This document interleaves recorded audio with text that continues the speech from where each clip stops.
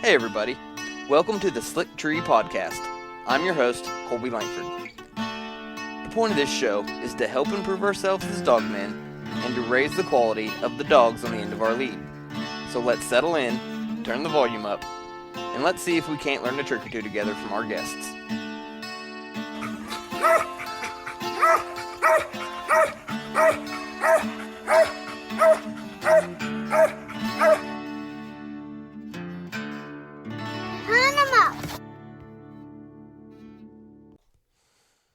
She's a yearling Molly mule that I raised here. Her mama is a spotted saddle mare. And a friend of mine in Mississippi owns the jack. That's a really nice, level-headed jack. She's going to make a good mule. She's going to be a challenge, but she's going to be a good mule. Yeah, she's got just the right amount of chrome on one for me. I like a little bit of chrome, but not too much. Right. Don't know for sure yet whether she's going to be gated or not. She gated a little bit when she was born, but I really hadn't seen her gate since. But either way, she's going to make a good hunting mule. Yeah. How many mules you raise around there? I don't raise a whole lot. I've had 5 and 6 here at a time. I've got 3 right now, and I got 2 mares that we breed and raise babies off of. And always looking for a good smaller size mare to get the smaller type 13-hand, 14-hand mules out of, you know? Mm-hmm. Yeah. I prefer a 13-2 to a 14-hand mule to hunt off of. I can go on up to a 15-hand, but I'd rather not. I just like a good, comfortable ride. Yeah, a few years ago I had a little black mule, and he was 12-2, and he was a little on the small side, but he was pretty handy for hunting. Right. I was raised up hunting on mules, coon hunting, and now I'm diabetic, and after about 3 days of walk hunting, my feet start getting in bad shape, and so I really try to stick to my mules most of the time now when I can. Understandable. Yep, it's a pleasure to hunt off of them, that's for sure.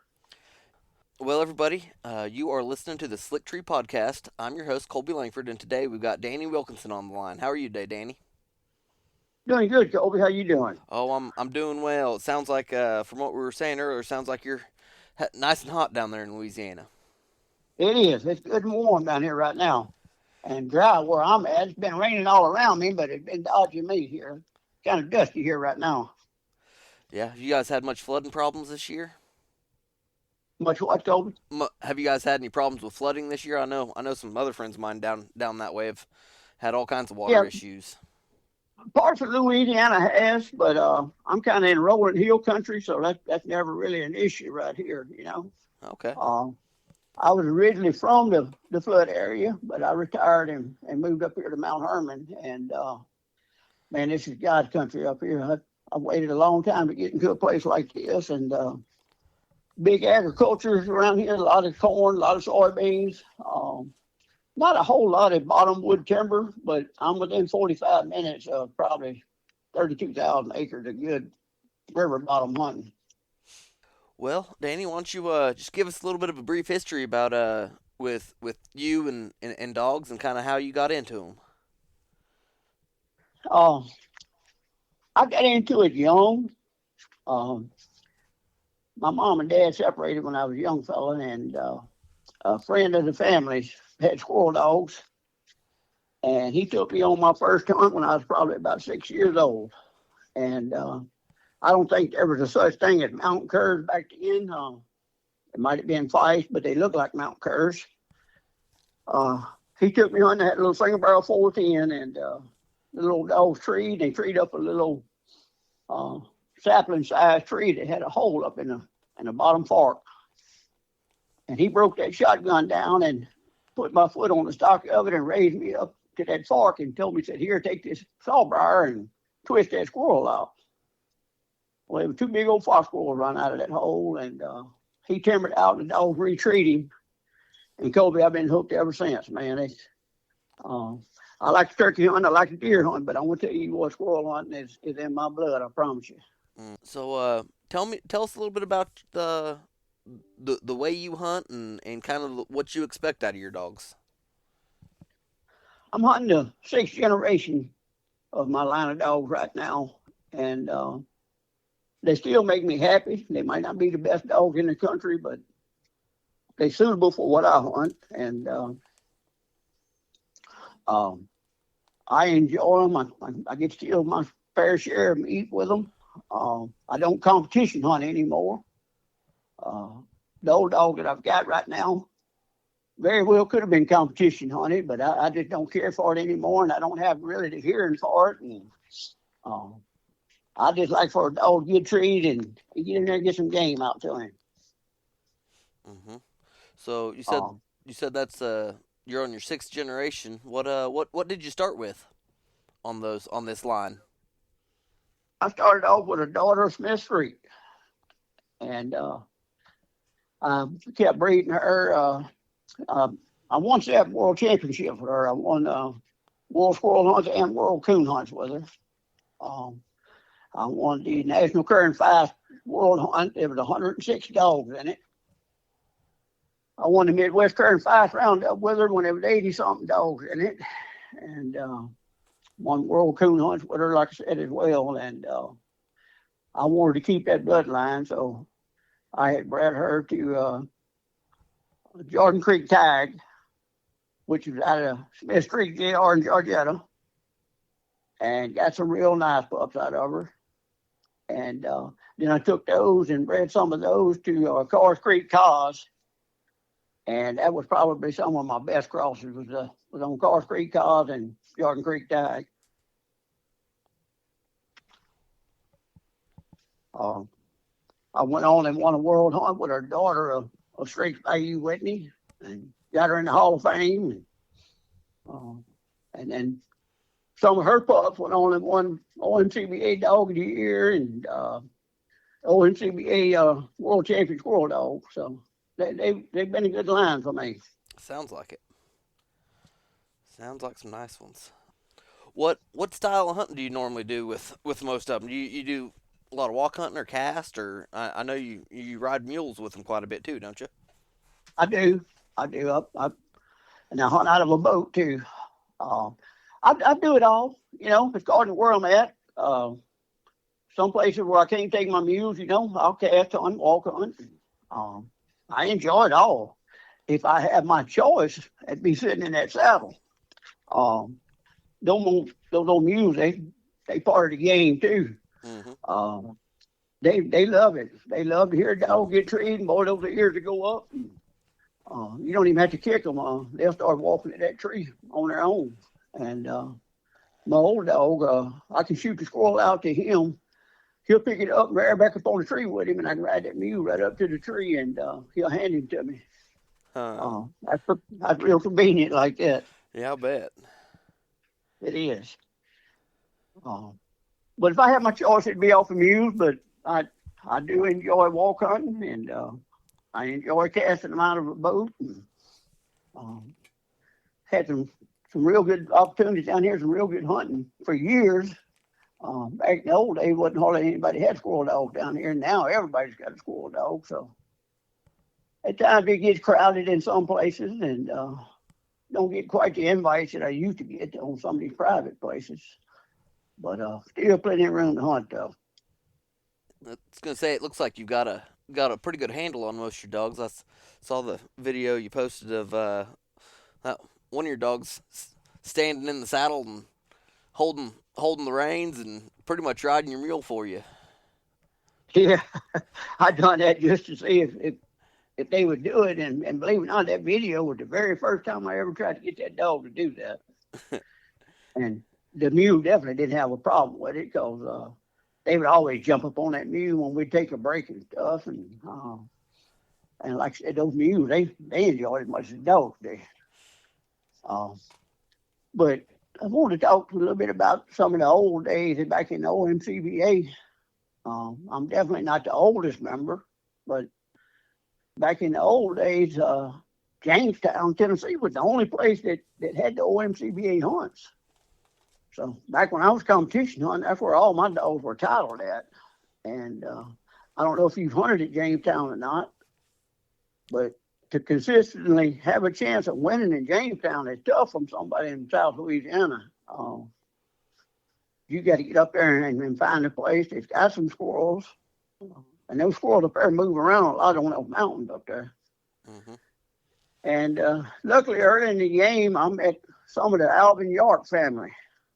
And boy, they were wonderful people. They hunted with me like my dogs. Took me in under their wing, and some of them was park rangers and stuff that knew all that family land and stuff up there, and graced me with a good place to hunt up there. It pretty much always had squirrels in it. When you took a cast in there, that cast was usually going to win the hunt or not hardly tree a squirrel at all. And I would try to get up there a couple of days before the hunt to see if the squirrels were there, you know. Mm-hmm. But like I said, back in those days, Jamestown was the only place you could title your dogs in the omcba. And that was pretty tough, because I'm going to tell you what, they got boys up there got squirrel dogs. And you might not draw out with them, but you still had to beat their score, you know. Mm-hmm. But you know, and omcba had some dark days. A lot of people nowadays don't know about it, but I've seen times up there to where, and let me back up for a minute. I got in omcba the late 80s or the early 90s. It was at the last hunt at Lake Francis in Crossville, and they were moving it to Jamestown, built what is known now as the old clubhouse. And we used to stand on the porch for the drawouts and stuff. The old clubhouse didn't have room to get everybody in, so everybody was standing out in the yard for the drawouts. And during that time, they didn't mail out ballots to vote for the board of directors and the presidents and stuff like that. You had to show up at the annual meeting to vote. And I seen times up there where certain people would stand over your shoulder and see who you was voting for. And if you didn't vote for the person that they wanted you to vote for, I've had one guy yell out in the crowd, his vote ain't no good. He said, don't count it. And, you know, a lot of people don't know about those kind of days up there. And I've seen it to where they had to have the sheriff's department up there for the annual meeting. And they had members threatening each other with baseball bats and stuff. And the clubhouse road was tacked up there, and several of us had flat tires. But man, I'm sure glad to see how it's coming about now. And they got some young leadership up there that's going to steer it in the right direction for sure. But I just wanted to, a lot of people nowadays are saying they didn't know about those kind of days, and I just wanted to bring it up. And definitely glad that it's not like that anymore. Got some wonderful people in there, and I've met some really good friends and families up there. Yeah. What was the cause of people? Well, I mean, obviously it was somebody doing it, but was there an underlying cause to why people were getting flats? What was the disputes about? Well, they had two local guys running for president of it. And one was wanting to do the right thing, I know, and I don't know what the other guys, I don't know what his intentions were, but boy, they didn't agree on things. And I mean, it got bad. I mean, when you had to have sheriff departments come through for the meeting, it got pretty serious, you know. Yeah. Do you know about when Carl Smith came into? Do you know about where did he come into that picture? Just out of curiosity. Carl was in it a little before me, so I would say probably the mid '80s to '90. That's when he was a member. That's not when he took over as president. I don't know the exact date when he took over as president, but he's had it for quite a while now. I was actually on the board with him for 15 years, and Carl done some good things. He done some mighty good things. I mean, he took over right after the time and when it had those dark days at Jamestown, and Carl really done a job. There was some things that Carl done that I didn't agree with, but you know, everybody's not going to agree on the same thing. I was a strong advocate for the DNA, and I think the way the proposal got written up is what caused it not to pass. Um, I don't have any problem with people breeding hound into their original mountain curs, but don't put original mountain cur papers on them. I mean, I tried to even get them to register them as crossbreeds, and they can still hunt hunts and breed their own dogs, but just don't cross them into the omcba dogs and put omcba papers on them. I mean, and this thing got so bad nowadays when you buy a dog and look at the set of papers on it, I'd say it's a 75% chance that those papers not right, especially within 3 generations. And as long as I've been in it, I'm still shocked at how many people are falsifying the papers on these dogs. And it's leaving a lot of people with these dogs that they know that the paper's not right on, but they stuck in the middle, you know? Mm-hmm. So I really wish that DNA would have passed, so we could have kept the dogs original. And like I said, hey, I have no problem with a guy hunting a half hound or half bird dog crossed on a mountain cur. But just be honest about it and put the papers on them, you know. And I encourage those board of directors again to look at that DNA and taking in some of these dogs as crossbreed dogs, and let's just still have our hunts and still pleasure hunt and everybody get along. And I mean, hey, they can still make money off of it. You know, the more dogs they take in, the more money they're gonna make. Mm-hmm. Just keep it honest. Absolutely. Yeah. The way I see it, eventually, if something's not changed, you can only cross hound in so many times for what you had to start with. Really, isn't what you have anymore. Right. Which I've had quite a few people tell me that it used to be kind of hard to find a mountain cur that would want to tree very much, and so I understand that there was, I'm sure at a time, I can understand needing to add some in, but I feel like we're probably far enough along that we probably don't need to continue. When I get into the OMCBA, I mean, there was hound in a lot of those dogs. There was fast in a lot of those dogs, but never the bird dog that I'm aware of like we got now. And like I said, again, I'm not knocking that, because them things, I'm not going to say they squirrel dogs, but they competition dogs, that's for sure. Mm-hmm. But it was at the point then where it was a big enough gene pool to where I didn't see where you needed to go in any further to the hounds or the fast or, you know, bring in bird dogs and stuff. And they were getting fairly close, I thought. It was making a good strain of dogs where you didn't need to take in anything from the outside. But maybe I'm wrong, but that was my outlook on it. Because I want to tell you what, there was some stomped down squirrel dogs and coon dogs in the OMCBA in the early days. I mean, I hunted with a lot of them, and there was some good ones in there, I promise you. Yeah, it might not have been as many as there is today, but you're talking about not as many people showed up at the hunts. Not people had the money to travel to go back and forth to Jamestown and stuff. But there was some good dogs in the OMCA in the early days. Yeah, I think there's better handlers now, and definitely better dog trainers, and still got some good line of dogs going too. What were the hunts like? Like, if you could just kind of describe them in the earlier days, were the rules pretty similar to what we have today, or have they changed much on that aspect? Pretty similar. On the night hunts, you still had a lot of dogs open on the ground, you know. A lot more than what you do even today. I remember going out with some, I'm going to call them old-fashioned type of OMCB dogs up there on coon hunt. Now, I had a silent mouth dog. And those old dogs would strike in, and a couple of minutes, they'd ask me, so, where's that little old dog of yours at? And I said, she's hunting, you know. And about that time, she'd get treed there about 400 yards, and I'd tree her in, and I'd give him about 5 minutes, and I said, well, where's them old dogs y'all's at now? You know, I said, hear them still open on the ground over there. But I've seen a lot of the stuff up there, Colby. I've talked to Mark Morrison and them about it, and I'm not going to call any names, but I drew out on the cast up there in the early days, and if there wasn't a another night champion dog there.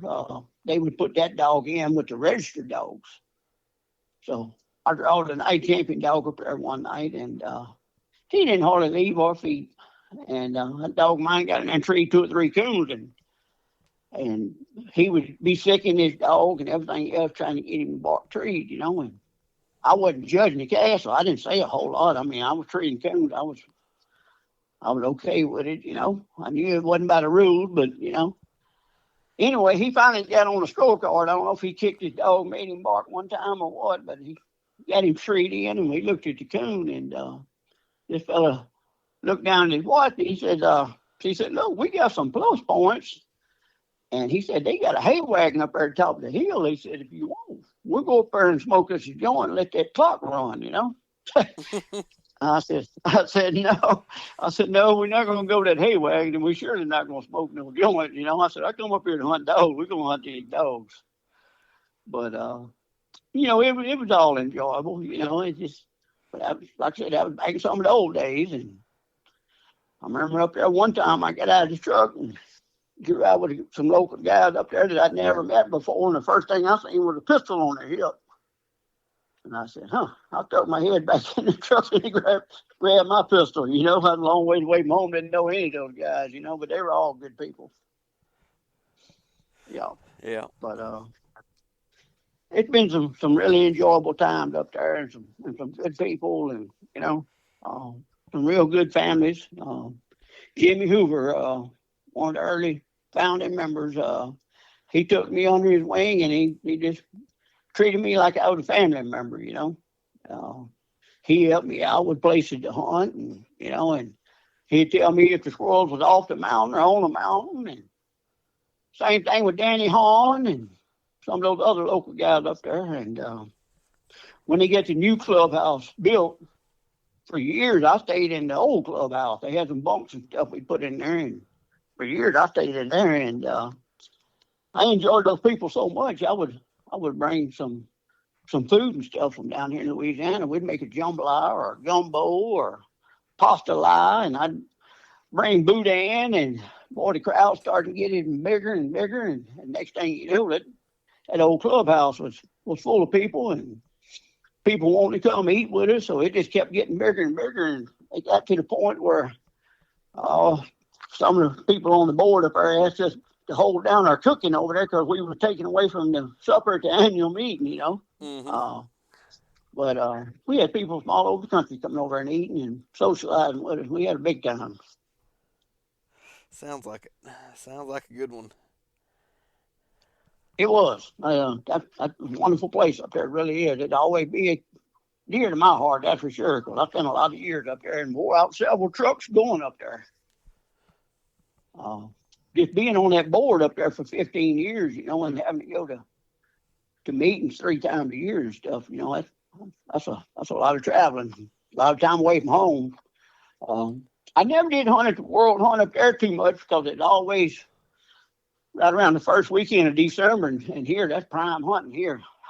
Usually those squirrels are rutting here, and that's when we could really put the game out to our dogs. So I usually missed that World Hunt up there in the later years anyway. Yep. But I got a proposal to the board right now. In fact, I got 2 of them. I'd like to talk about it a little bit. Okay. One of them is I'm hoping that they can see to let these camera dogs back in.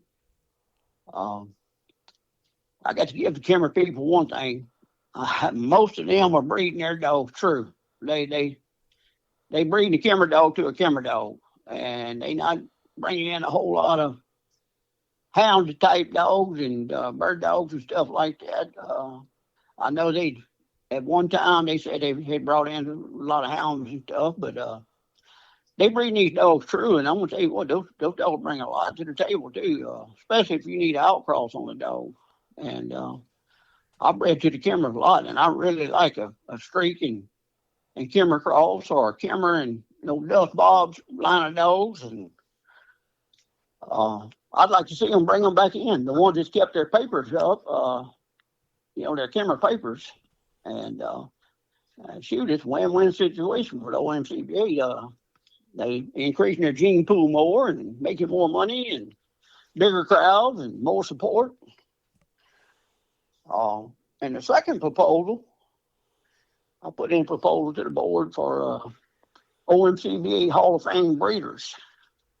And I would like to see it a pretty tough criteria to get in it. Because, I think everybody that raises litter of squirrel dogs don't deserve to be in the Hall of Fame breeders. And what I suggested was if a guy produces out of his kennel where the dogs were in his name at the time of birth, if he's produced a world champion, omcba world champion squirrel dog, an omcba Hall of Fame dog, and an omcba dog of the year to be put into the omcba Hall of Fame breeders.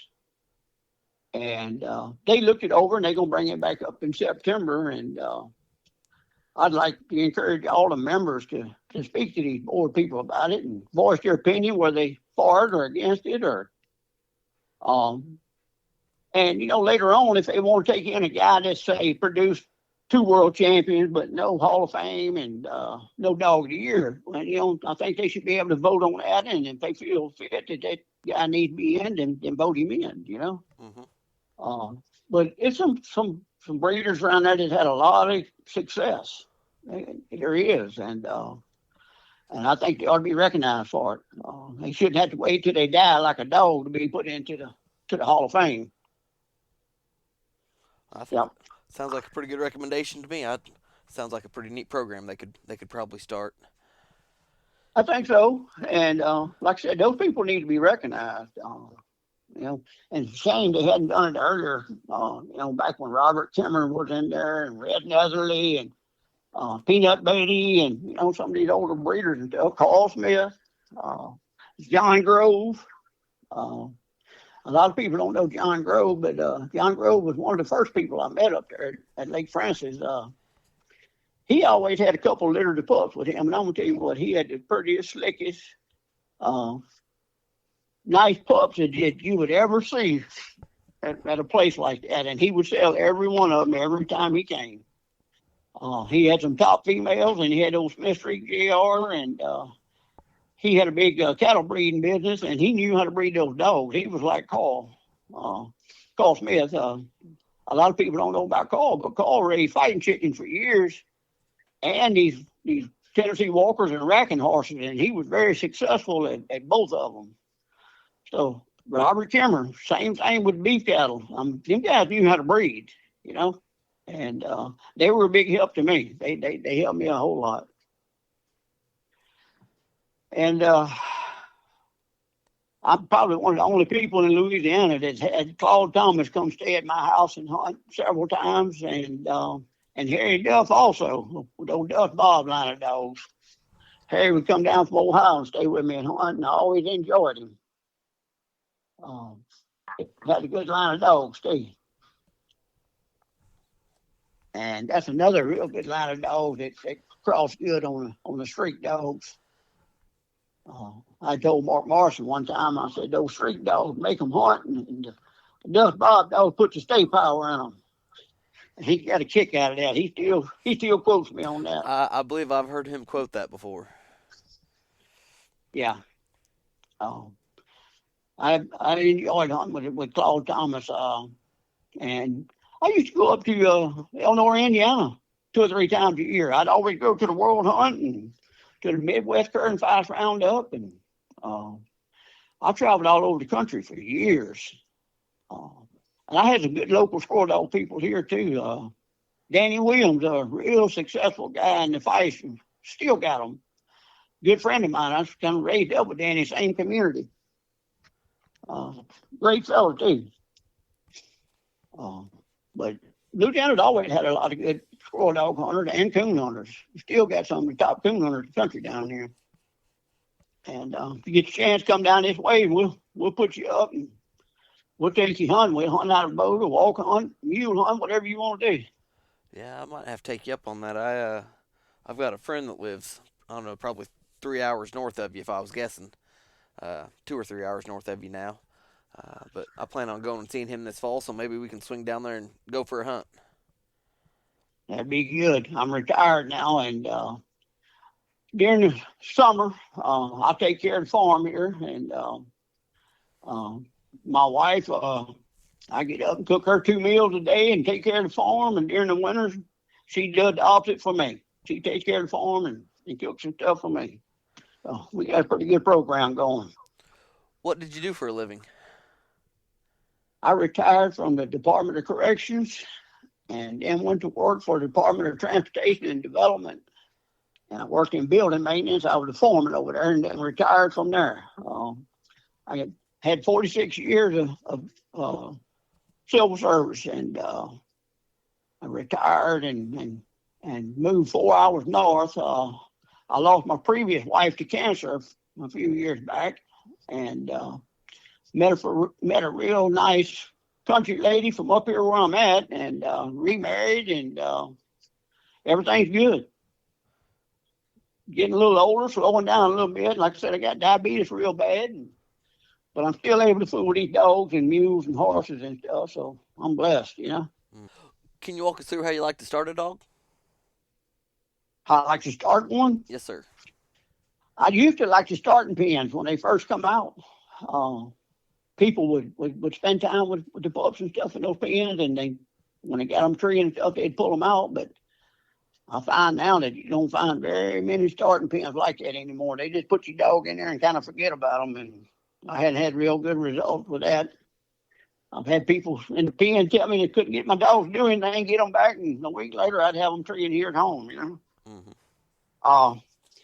But I always like to trap squirrels, and I'd take a piece of PVC pipe with a cap on one end and stick it in that trap, and I'd blow on that squirrel in that trap, make him run that PVC pipe, put the cap on the other end, I'd put him in my hunting sack, and I'd go hunting.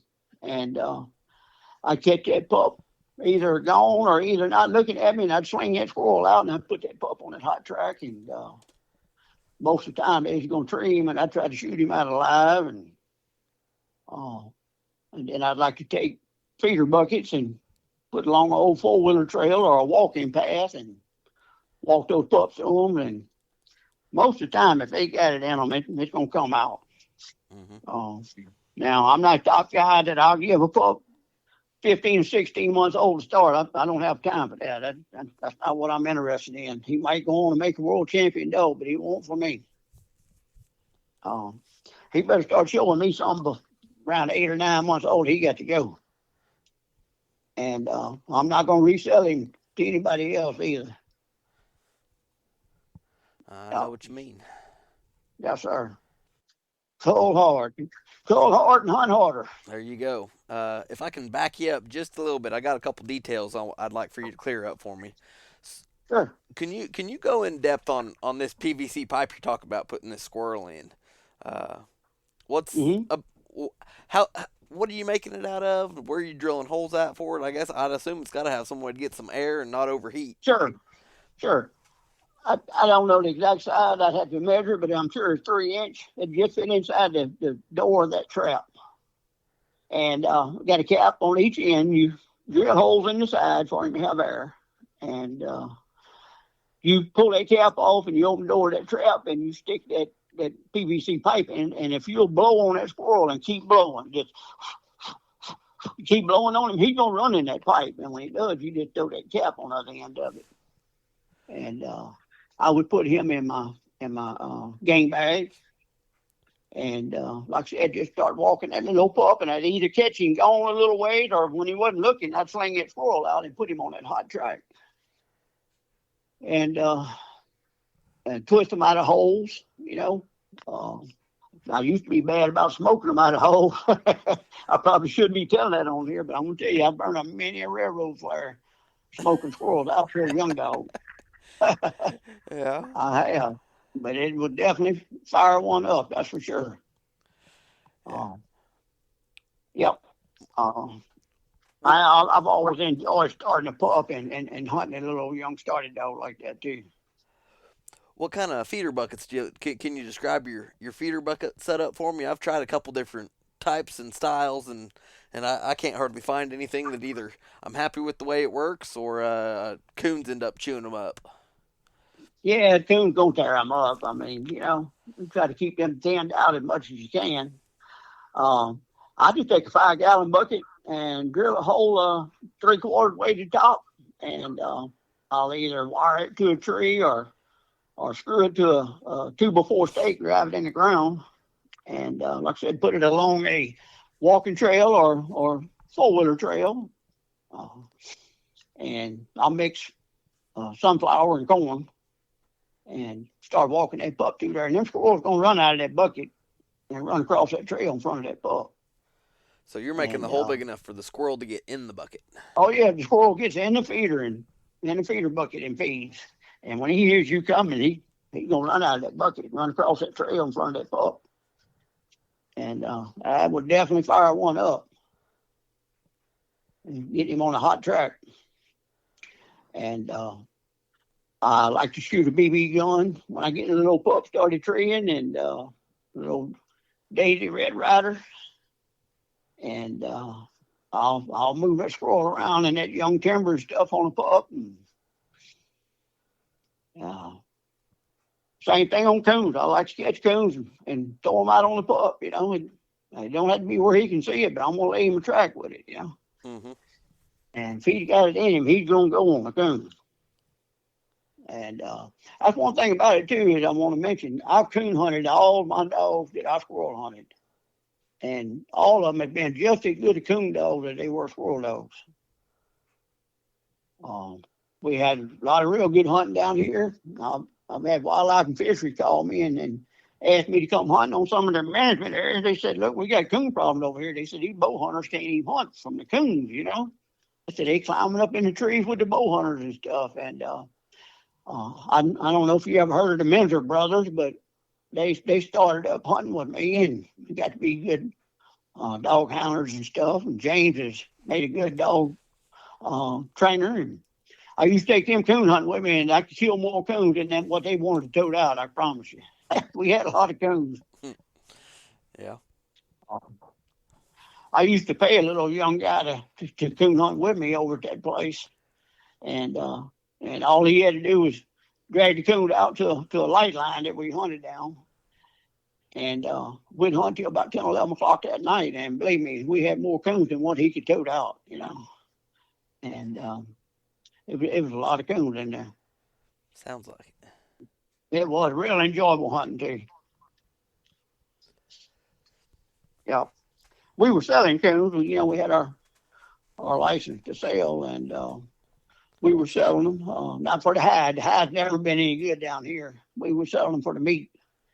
And I was getting $12 a piece for a grown coon, straight out of the wood. Didn't have to skin him or anything. And we'd get anywhere from $7.50 to $9 for a medium coon. Mm-hmm. And I could go over there and kill 12 coons and be back in my truck for 10 o'clock with no problem. Well, I'd be all right pay night. Yeah. Gators was bad, so you had to hunt during really cold weather, because it was all swamp. I had left my house before, and it'd be good and cool and get over there to that swamp an hour away and not even turn the dog loose because, you drive up, turn your light on, see a gator sitting there. Mm-hmm. Yeah, that's one thing I won't do. I won't hunt a dog in hot weather around gators. Yeah. You eat many coon? I don't anymore. I used to, if I cooked it myself. I've had friends of mine, older people, that cooked them, and I had one gentleman, he said, I can cook a coon and make his own gravy, and he said, be the best you ever ate. And man, I taste that stuff and break and run. Just spit that stuff out. But I would take them and boil them in crawfish boil till I got them tender, and then I'd pull that meat off the bone. I'd put it in aluminum foil and cut up an onion on it, put some barbecue sauce in it, and wrap it up in aluminum foil, put it back in that oven for about 30, 40 minutes. And I could eat like that. Well, it sounds good. It is good. And if I didn't tell you it was coon, you'd never know it either. Yeah, that sounds real good. Eating. It was. Love to eat squirrels. Love squirrels.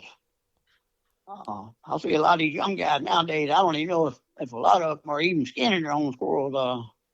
They're going to come out of the woods with a bag of squirrels and be trying to give them away and stuff. Mm-hmm. I wasn't raised up like that. Believe me, I like to kill numbers.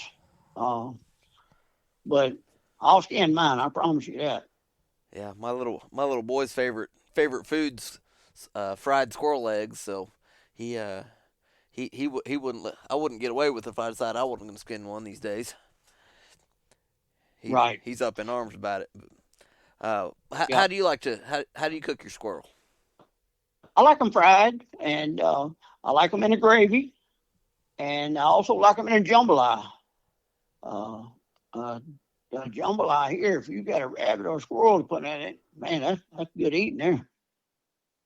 I don't know if you're familiar with a jambalaya, but it's a whole lot like a dirty rice or a rice dressing. Mm-hmm. Just cooked a little different, but really good eating. I'm a little farther north than where that's real popular. But we do have a couple restaurants around here that that make it, and I do like it. But I'd like to Right. have some that was sure Yeah, enough you need the authentic sure enough kind. authentic. Right, not out of the box and authentic, and that's kind of stuff we used to cook at that old clubhouse up at Jamestown. I mean, we cooked the jambalayas and pastelas and gumbos, and like I said, I brought boudin and smoked sausage and then we got to where it got to be a larger crowd, and Johnny Goss used to come up there and cook for us. Johnny was a real good cook. And we always had a big time up there.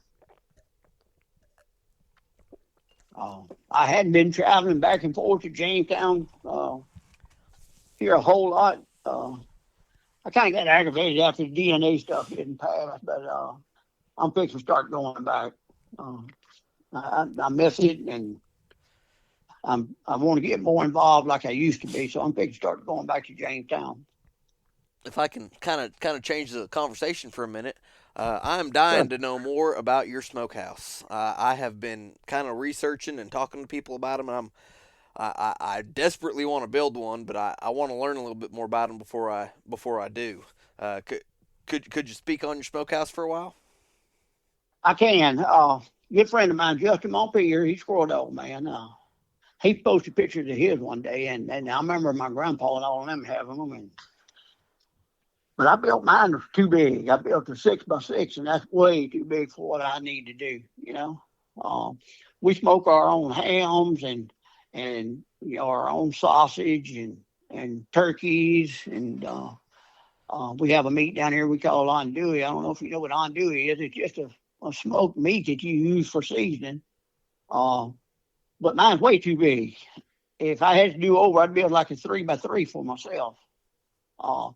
But mine, you just don't want to build it out of pine. I built mine out of rough cut oak timber, Mm-hmm. and it holds that smoke and that smoke flavor real good. And I've got two ways that I can do my fire. I've got a wood burning heater on the outside piped in, and that does a real good steady smoke.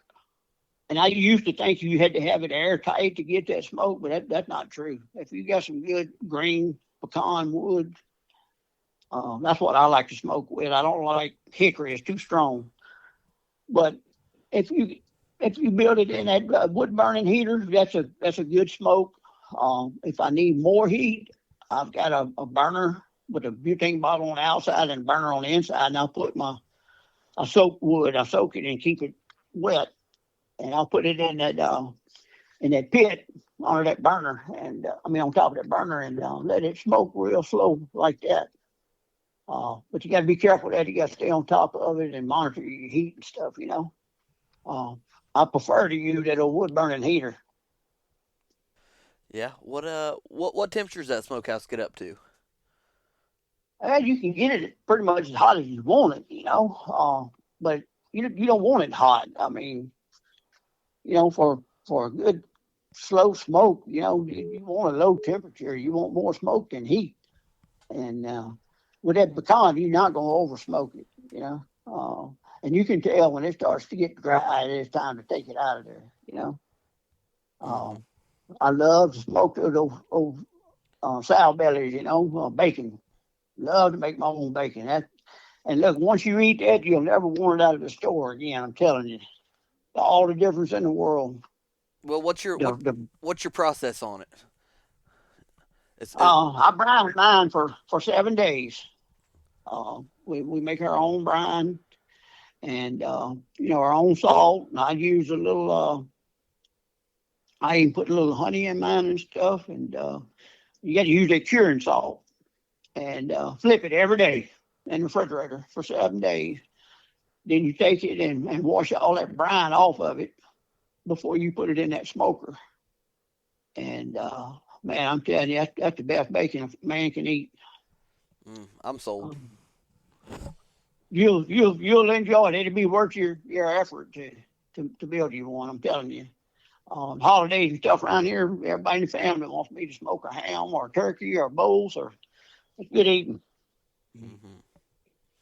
No, I'd like to start curing, uh, like some deer quarters and stuff like that. Kind of just play with kind of the more traditional type of food preservation. Right, right. And that's an art that's leaving. Mm-hmm. People same thing like hunting on these mules. Not many people are doing it anymore, and I tell these kids and stuff and my family all the time. I said, y'all need to learn this stuff. I said, one day you're gonna wake up and want to do something like that, and you're gonna have to Google it to do it. you know. Yeah. Yeah. I still got my grandparents' old what do you call it, a big old ceramic thing? It's not ceramic, but Like a crock. a crock that they Yeah. used to salt their meat and all in. I still got their old original one. And we were country folks, Colby. None of my grandparents ever owned an automobile, never drove an automobile. And my daddy told me one time that his father, which would be my grandfather, said the only time he ever rode an automobile was for his funeral. They were woods people, good down to earth people. But it's not here. Not you don't hear too much of that anymore, where they never owned an automobile or anything. Mm-hmm. Everything was horse and mule and buggies. That was their way of getting around. Daddy told me as a kid when they would go into town, it would take them half a day to get into town, and they were late at night coming back. And he said he laid them in at night in back of that wagon, looking at the stars and stuff coming home. We've got it made nowadays. Yeah, all my family originally from the Liberty, Mississippi area. Like I said, just good old country folks. Yeah, I sure enjoy riding mule. I don't get to as much. Before I had kids, I've owned one mule, and the I was raised around horses and mules a little bit, but not a lot. We rode some growing up. We Mhm. didn't have any of our own stock, but we had some cousins and some family that did. Uh, Right. but that mule I bought the first night I bought him, I went over to mule skinner friend of mine's house, and we saddled him up in the summer, and he the mule really didn't know much, and I ended up riding him. Oh, I think it was right at 14 miles from his house down to the town we were riding to. We took off with two pretty green mules and a horse and a little paint pony hitched to a wagon. And the two mules, we were out riding the two mules, and the horses didn't end up making it all the way to town. They ended up having to call and get a trailer. One of them was working on going lame, and the pony was a little too eager on the wagon and it pretty well plumb wore out. But the two mules ended up making it to town. Yeah.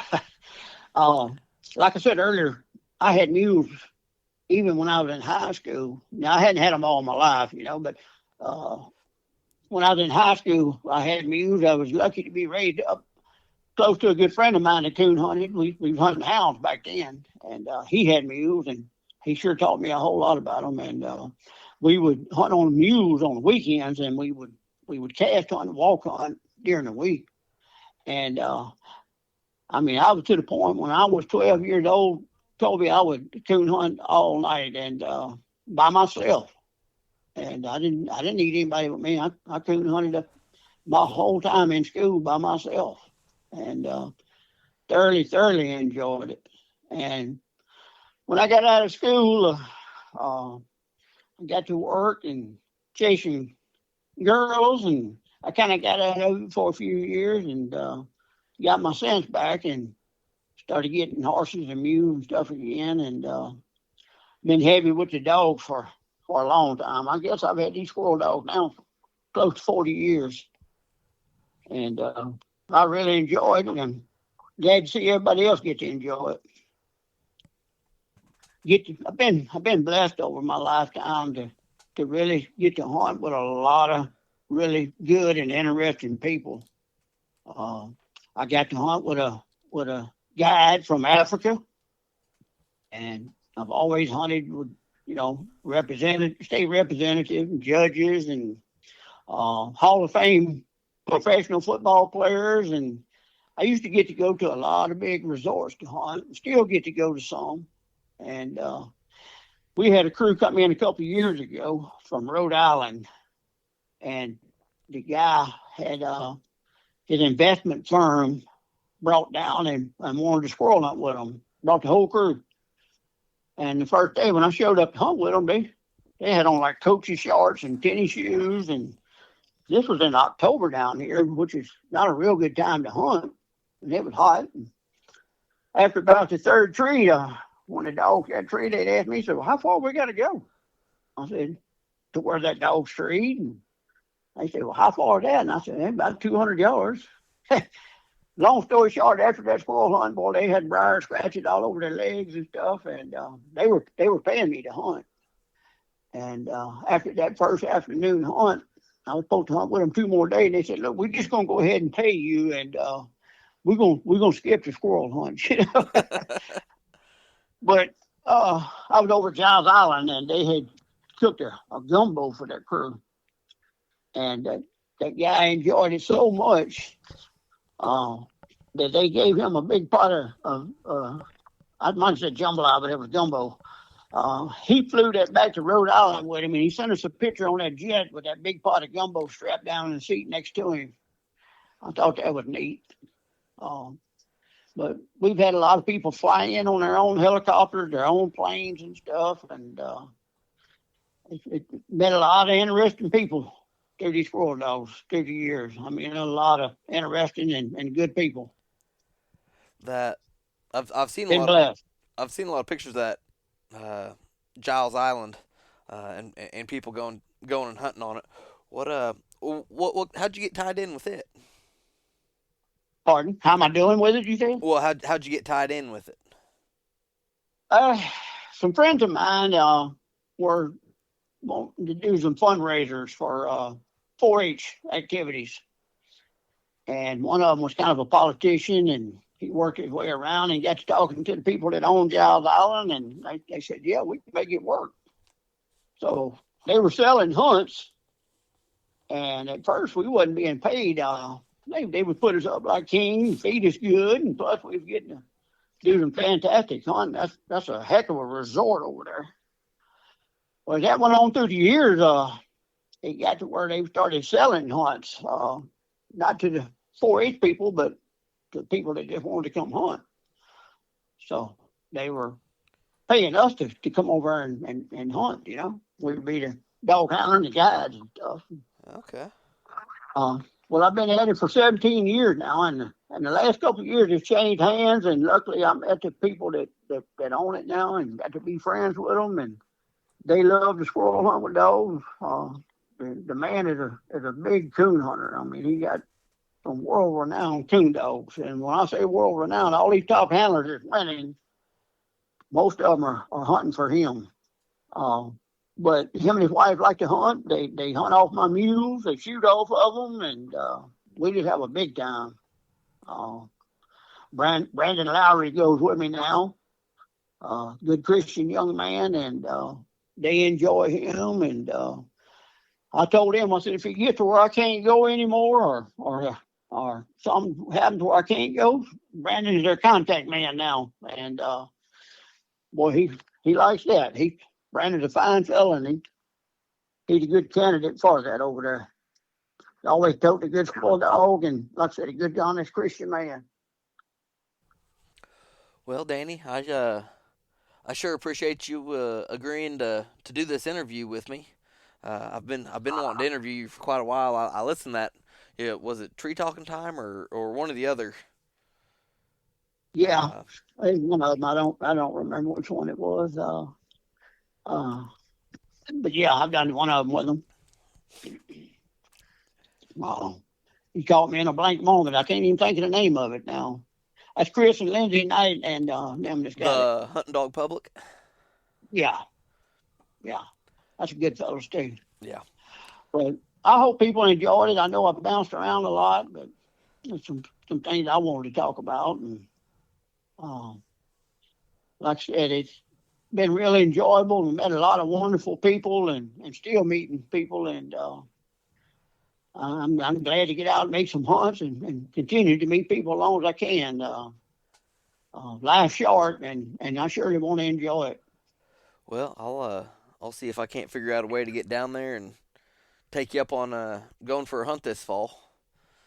Do that. Love to have you. Yep, be nice to get to meet you in person.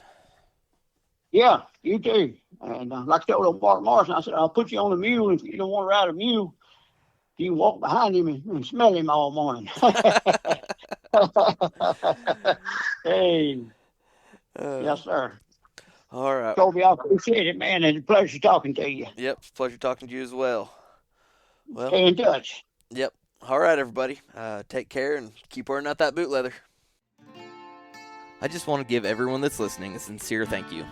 Getting this podcast going has been a project.